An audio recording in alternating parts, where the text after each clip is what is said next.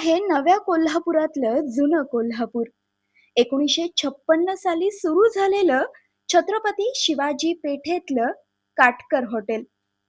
गोपाळ काटकर यांनी लावलेलं हे बीज आज तिसरी पिढी जपतीये. इथं पाऊल टाकताच क्षणी काळ जणू मागेच फिरतो. जुन्या कपाटांपासून 1985 सालच्या ट्रे पर्यंत लोखंडी बॅरल, बाक, टेबल सगळंच सांगतायत एक वेगळीच कहाणी. एकेकाळी या हॉटेलच्या परिसरात जनावरांचा बाजार भरायचा आणि त्या दिवसात या हॉटेलमध्ये असायची तुफान गर्दी.